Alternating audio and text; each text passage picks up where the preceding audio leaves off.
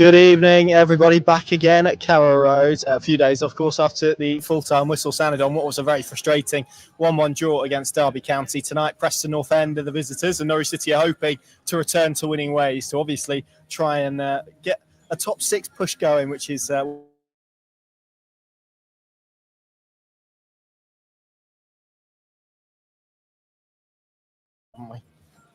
we back?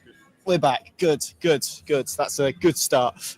This game tonight, obviously on TV. So an 8 o'clock kickoff, which may have caught you unaware. Hopefully, the Wi-Fi stays with us during this broadcast because it's showing early signs of playing up. But we'll bring you the Norwich City lineup when it drops in a couple of minutes' time. And Paddy, the hope, the expectation with Borja Sainz back available is that it's an immediate return, which I think we'd probably both be surprised if it wasn't tonight. I'm going to stick my neck out. I'm not going to put my mortgage on it, but I think Mel will be seeing the Sainz on the starting lineup when it drops in a few moments' time. So he is definitely here. Paul Chesterton, our photographer extraordinaire, has got some frames of him resplendent with his snood. So let's hope it's all set up for him to show what he's all about, which was that first 2-3 months of the season when he was and is still the championship top scorer. That's how good he was in that early phase of the season. So, yeah. That's the story tonight. Let's hope that is the story at full time. Well, let's before the team news drops in about a minute or so, we'll do a little bit on season tickets because there's been we're expecting an announcement this week anyway. But Zoe Webber has got ahead of that in her column tonight and has announced that there'll be another small increase for supporters. We're probably expecting that to be announced in the coming days. That is the expectation. Yeah. I mean, she mentioned something averages out. Is it £1 or just under a pound a game? So about 20 quid for a season, isn't it? Yeah, and I think she also says 40 pence for concessions or around 40 pence. It's in a match day column. So spoken to one or two around this, and I think from the club's point of view, they'll be maybe pushing that message about, as all employers are now having to, the extra costs associated with the national insurance contributions. I think that'll be part of the messaging, which will come in the next day or two. But yeah, small increase. I think it. Following on from the increase this time last year, wasn't it? So yes, yeah, but we won't, preempt that. The full data will be dropping probably on letterbox through the letterboxes in the next 24, 48 hours or the full. Indeed. Right, team news. Here we go then. This is how Norwich City line up tonight. And, of course, the headline is that Borja Sainz is back and Borja Sainz starts for Norwich City. It's gun and goal. Fisher, Duffy, Doyle and Mahovo as the back four. McLean, Slimani and Schwartau as the midfield three. Dobbin, we would assume, moves to the right. Sainz on the left with Josh Sargent up front. The subs bench: Long, Stacey, Crizene, McConville, Cordoba, Wright, Nunez, Jurasek, and Sienats. So yeah, just to run through that again: gun in goal, Fisher, Duffy, Doyle, Mahovo, McLean, Slimani, Schwartau, Dobbin, Sainz and Sargent. The bench: Long, Stacey, Crizene, McConville, Cordoba, Wright, Nunez, Jurasek and Sienats. And I guess, Paddy, given the news about Emi Marcondes yesterday, and we'll come back to Sainz in a moment, I probably felt, given we saw a very calculated 60 for Nunez on Saturday, 30 for Slimani, you can see tonight why the reverse of that would be true. And what an opportunity for Oscar Schwartau. He's had to play on the right. He's had to work his way into the team, but he played in that position against Swansea. Looks very encouraging. He gets an opportunity to go again tonight. Well, it underlines, he is probably of that young crop who came in the summer. He's the one who's really grasped the opportunity. And because now events have conspired, no Marcondes, because he has proven himself capable of stepping in, right-hand side, central, slightly further forward. The opportunity is there for him tonight, to come in and show, as he did against Swansea, to be honest, that maybe he is ready to be considered in that central midfield mix. Obviously, Wright is added to that now. Nunez is on the bench. No Sorensen again. So I think the writing's probably on the wall for him in terms of where he stands in the pecking order here. But great opportunity for Oscar, and it really is, as we know by now, that is the philosophy. Give young players opportunities, and if they take them, they stay in the side. Lucien Mahovo, another example of that. It is an interesting one. I thought he might actually start Jurasek tonight along with Sainz, but maybe that is in the current climate probably too much of a roll of the dice. So Dobbin wouldn't have done anything necessarily to come out of the side. You'd want to see a little bit more end product for him, but he has looked bright in a lot of these games. But maybe that is the right call. Maybe Jurasek off the bench, which you would now expect tonight, because I think Hannes more or less said tonight would be the first sight of him on the pitch. So And Sainz and Sargent, that is, if that fires, that could propel Norwich into the top 6 over what remains of this season. And you just hope that is what we're looking at with those two, because on their day, as they've proven this season, they are as good as anything at the top end of the pitch in the Championship. Indeed, and it's probably going to be really interesting to see how that midfield operates. Of course, I didn't think you could understand the theory of having Nunez as a 6 and pushing McLean a little bit higher up. I thought that was a little bit detrimental to them, particularly in the first half. McLean back there with Slimani, Schwartau as well, probably taking that Marcondes role and trying to get close to Sargent and apply some of that creativity. That feels like a bit of a better balance to maybe what we saw. And obviously Marcondes, I saw someone mention it. I don't know who it was, so apologies. But he's missing with a slight hip injury that's not expected to be serious. But he's been playing through the pain barrier over the last few weeks. So with options coming back, it allows him to dip out and just obviously get that rested up, because he's been a very important player for Norwich City. The wide areas, I'm going to start with Lewis Dobbin actually, and then we'll come to Borja Sainz, because a move to the right, and I'm thinking actually about that right dynamic and the way that Norwich have played recently. We've seen that's obviously playing there. We've seen Schwartau play there, and we know Johannes likes to invert those kind of wide options. Dobbin has been doing that on the left side. On the right, more natural side for him. He's right-footed. I just think with the way that Fisher inverts, or the way that he comes into the pitch, Dobbin's going to retain some of that width. Again, we talk about balance. That probably feels like a better balance, and probably maybe a slightly different dynamic on that right side to what we've seen when Jack Stacey hasn't been in the team. Yeah, I mean, it'll be interesting to see what the instruction is for Lewis Dobbin. Is it to, play that role where you're coming in the channel and in and around, getting in close to Sargent, or do they want? Because I thought in his explanation yesterday about what they didn't do in that first half against Derby, that mid to low block team who didn't want to come out and press, looking for transitions and set plays. He said they didn't stretch the play enough. They didn't get in behind. So we know that is, from what we've seen of Dobbin, that is his natural game. He wants to be a runner. He wants diagonals fed over the top. That goal he scored here, disallowed obviously early on against Derby, was him running the other side of the full-back. So if you get that tonight, that might negate if Preston come here with the same attitude. I'm not sure they'll be quite as ultra defensive out of possession as Derby were. But if they do go down that path, then with Dobbin and Sainz, to be fair, he's not averse to running in behind if the service is right. And we know Slimani and McLean, very, very good passers of the ball. And, I would think that might be in their thinking why Dobbin on the right tonight, that they just want to, if they're faced with a similar challenge, try and, as Johannes said yesterday, they need to be better at stretching the play, and the shape needs to be better to try and negate a team who maybe line up 5-4, fill in holes and just trying to get everything in front of them. You need to give them something to think about behind them. Yeah, well, you say that. I don't know if we can bring the Preston team. Adam might not be there yet, which I think he is. But it is going to be very similar when it comes up in a moment, because formation-wise, it looks like a three at the back to me in terms of the way that Preston are setting up, and that's the way we've got it lined up. Woodman in goal, Porteous Gibson and Hughes as the back three. Kessler Hayden, who's pretty good in that game at Deep Day, scored, I think, didn't he? Mekhoma, Ledson and Favarsson as the midfield two. Holmes behind Frotshire Jensen and Oz Majic as well. Their subs bench: Cornell, Lindsay, Will Keane, Ched Evans, Sam Greenwood, Felipe Rodriguez, Gentil, Patrick Bauer, Kasper Pazik and Brad Potts makes up their bench. And so, yeah, I mean, we talk about similar challenges, Paddy. I like you, I'd probably expect them to be a little bit more adventurous, particularly in transition, but you can see the game plan being a little bit similar to Derby, if not quite as regimented in terms of three at the back, numbers behind the ball, and look to try and frustrate Norwich here at home. Yeah, I mean, why wouldn't you? Heckingbottom and his analysis team will have looked at the success Derby had, and why wouldn't you try and replicate some of that within your natural template? I mean, that 3-5, that those two wider players drop in, it is the 5, and then you just need one of the front players and the 10 to drop in, and it's the same in terms of the structure. So, yeah, I've got absolutely no doubt they will have looked at the Derby success to frustrate Norwich, and will try to do something similar. But as Johannes said yesterday, he thinks they're a little bit more probably ambitious in their outlook when they do get the ball. And I think they will try and, take Norwich the other way. But certainly in the first phase of this game, if we were faced with a similar challenge, no, you have the ball, we're not going to come and commit. If you're going to try and draw us out in terms of deep build-up phases, we're just going to sit, as Derby did, almost inside their own half.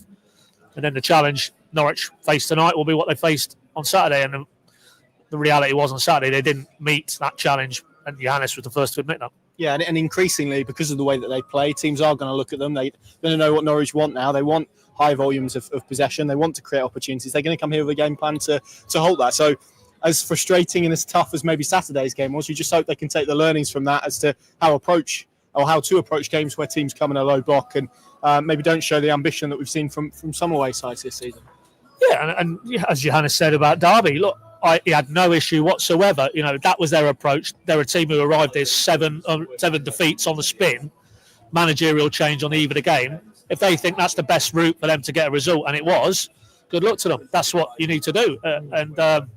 So conversely, Norwich needs to be able to counteract that, because as this develops now, this season under Giannis, and we know what Norwich are about, other teams will know what they're about now. And the word will soon get around. If Norwich can be frustrated with a certain style of play, you will get that more often than not. Certainly with the amount of analysis that's available nowadays, there's no hidden agendas there. So, but what we have seen is when they have had challenges to overcome, that they have managed to decode it. That's Johannes and his coaches. These young players are learning all the time in this environment. Tonight, just in terms of that, will be quite interesting to see. Have they, in a matter of 2 or 3 days, and I'm sure they've done a lot of work at Colney, both in the analysis room and on the training pitch, to try and counteract if teams want to come and set up here, particularly in a very kind of frustrating manner, then is that any different to what Leeds and probably Sheffield United and then some of the teams going for promotion face when teams go to those grounds? No, I'm sure. So it's about, really it's ultimately about Norwich and their players and their coaching team almost trying to be one step ahead and anticipate that is what they're going to face tonight and maybe down the stretch because of Norwich's form here at Carrow Road and come up with the answers. Let's talk about him then. Borja Sainz back today. 6 games out, obviously, for that spitting charge on Sunderland's Chris Mepham. When was that? December, wasn't it? Late December. He's missed a block of games. You had a good chat with Johannes yesterday. You just get there, and there he is there. That was when he arrived at Carrow Road earlier this evening. He's going to be absolutely raring to go, isn't he, after so long on the sidelines? That was pretty much the first thing Johannes said. And when we had I don't know how long it was. It must have felt like about a 5-10 minute segment just on Borja. And that's the first thing. He's really looking forward to it, which he's probably downplaying it. He's probably he woke up, probably woke up at like 5 past midnight this morning and counting the hours since then. So, but the meat of that segment for me was that, there's a player who's done wrong, has admitted he's done wrong. The punishments have followed, both in terms of financial and footballing, which is probably hurting more to sit out 6 games of this season. But there's an awareness from him that he needed to change, maybe in terms of his character, but also I like the stuff that Johannes was talking about what they're trying to get him to do now in a game state. If teams are, as Johannes rightly says, they look down this lineup tonight, Preston, right? How do we stop Borja Sainz? Do we push the boundaries of kind of keeping him under wraps, and in terms of the physical elements of that? Do they double up on him? I remember Bristol City and Manning here was his mindset was force him inside, get numbers around him, and just shut off those spaces where he likes to play. So there's a myriad of ways that teams are now going to try and stop this guy. He has to acknowledge it, he has to embrace it, take it almost as a backhanded compliment. And as Johannes said, you don't need to get involved in it and seek confrontation.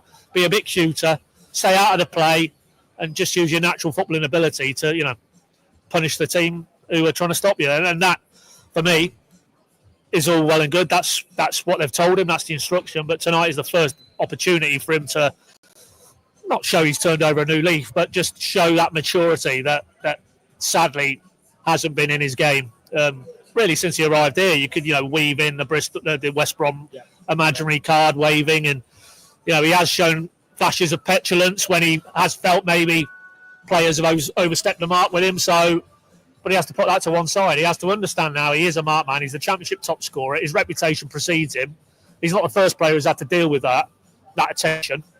Come through it and back yourself, reinvent yourself to a degree, both footballing wise and in terms of the character side of that and the personality, and just show what he showed in the first 3 months of the season, which was almost an unstoppable force. And if he does that, then he'll have a good end to the season. And you think as a result, particularly if Sargent stays fit and stays in the goals, Norwich will have a good end to the season. So you just hope now that, because I was thinking about this on the walk down to the ground, if we get anything remotely resembling the episode we had at Sunderland, or even some of the lesser tariff issues, but still flaws in his character. If we get any more, I don't know where he goes, because if you don't learn from that episode, when are you going to learn? And the reality is, whatever will be the rest of this season. Contractually, get to the summer, he'll be 12 months out. If there's not a new deal here, he will be sold. If Norwich are not in the Premier League, he will be sold. So, we might be in the last 6 months of Borja Sainz as a Norwich player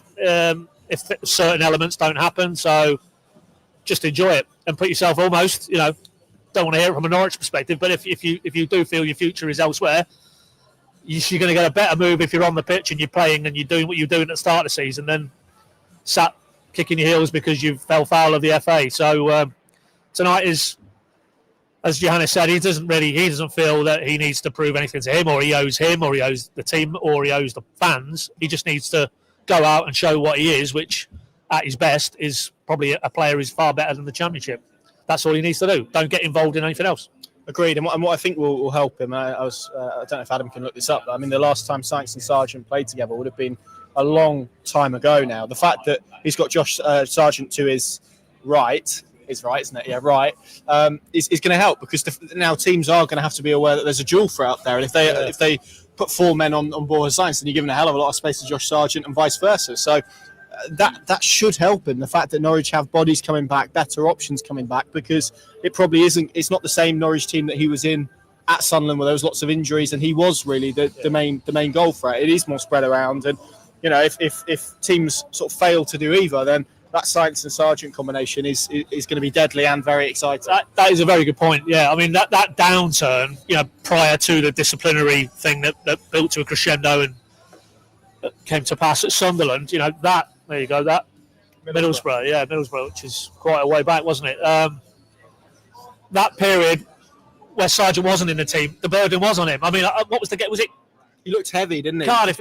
I mean, he scored that day at Cardiff, but it was just so painfully obvious that if he didn't score, if he didn't do one of those 20, 25-yard bangers, there wasn't a goal coming from anywhere else. And he would have known that as well, coming off the back of the season he'd had so far to that point. That's a lot of pressure to carry. That's a lot of burden to carry. None of that is the case now. With Sargent in his team, 4 goals in 3 starts since groin surgery, the goal-scoring burden doesn't fall on him. So maybe that, and Jurasic comes into that equation as well. Maybe Dobbin, if he can take another step forward. And that might free him up a little bit. Yeah, it's a fair point, because he did look burdened by it all. That I'm the main man in this team until Sargent's back, and I need to carry this team. And it was clearly proving too much for him. Yeah, and it's easy to forget, you think back to the playoffs. I don't think he started in either of Norwich City's playoff semi-finals against Leeds. So that's where he's come from. Yeah. It's a testament to him, but there are hardships in it as well. Does he score tonight? I don't know. Do we believe in fairy tales? I wouldn't put it past him. Yeah, he'll be desperate to, but as long as he contributes to a win, that's the main thing. Do Norwich win tonight? Yeah, I think so. I think I saw somebody say 2-0 at the start, and that sounds about right to me. I think, particularly with the bitter pill they had to swallow against Derby, that should concentrate the minds a little bit. They will know, and you can tell the body language at the final whistle.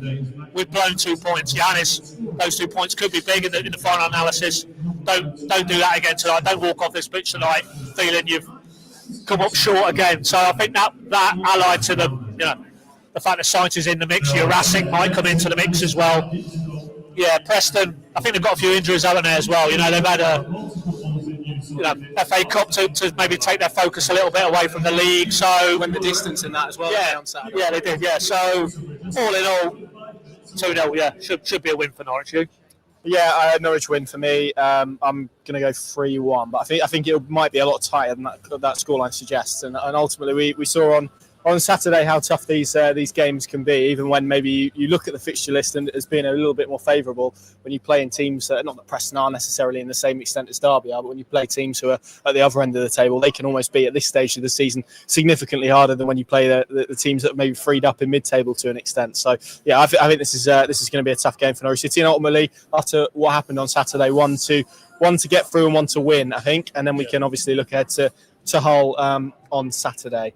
Just to run through that Norwich team again, for anyone who's joined us late, Norwich City lineup with Gunn in goal, Fisher, Duffy, Doyle and Mahovo as the back 4. McLean captains the team and is part of a midfield trio that he also includes Slimani and Schwartau. Dobbin we're expecting on the right, Sainz on the left with Josh Sargent Up front, sub-bench of Long, Stacey, Cresene, McConville, Cordoba, Wright, Nunez, Jurasek and Sienats. Pinkin.com, of course, the place to go throughout the evening for all the coverage, all the analysis and all the reaction to this game here against Preston North End. Thank you very much for watching, and we will see you in one of our various other live spaces, videos, post-game. See you soon.